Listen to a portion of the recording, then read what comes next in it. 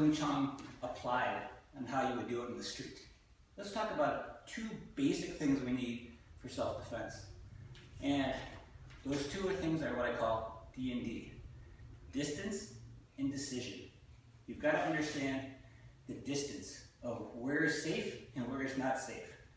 So, if I have John, and let's say John just lifts up his leg for a second. See the flexibility he has here? My opponent's extended leg range is my minimum safe distance for me to be away from him. Meaning that when I have that distance, he can't, without him moving in and without me moving in, I can't touch him and he can't touch me, even with fear. No contact, no contact. Same thing for him, no contact. We have to move in towards one another to make something happen. So when I'm here, now I'm in the proper distance. And at this point, once I'm in that distance, that range, I have to make a decision.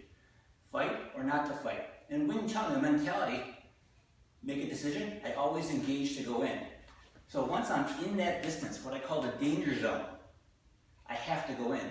Right? Well, I either go in or I get out. Because if I'm here and I don't do anything, now, if he makes the decision before I do, he's going to hit me. Therefore, if I make the decision before he does, yeah, I'll hit him. So when I'm in that range, I have to go in.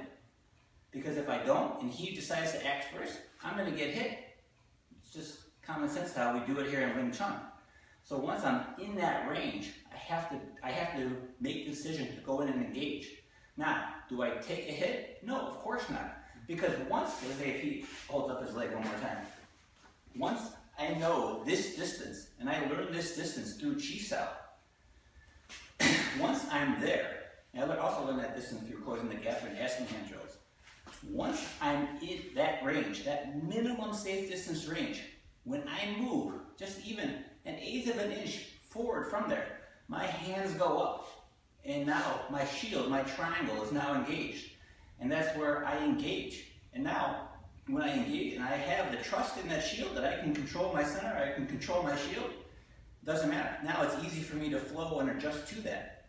So remember, when we talk about street self-defense, and he's here just trying to do some type of simple boxing combinations, once you make that engagement and he can resist, he's going to be almost impossible for him to resist as my flood of attacks keep going forward towards him.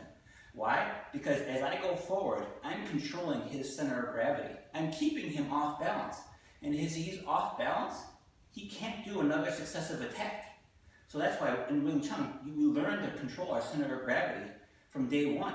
And you have to, as you progress forward in learning the system and learning how to fight, you have to learn how to maintain that. If you don't maintain that, again, then that opponent's going to have the ability to control you.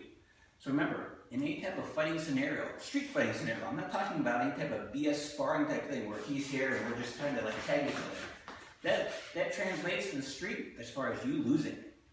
Because when I'm here, I'm now just chasing his hands.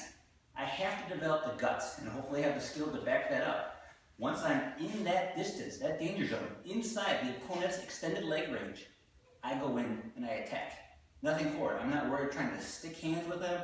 I'm going in and I attack. How am I learning to adjust all that? Is because of all my years of training and practice of learning to control my center of gravity and learning and practicing Chi Sao and how to develop that so I can in the future apply it. So remember, distance and decision. That's street fighting with Wing Chun versus arms.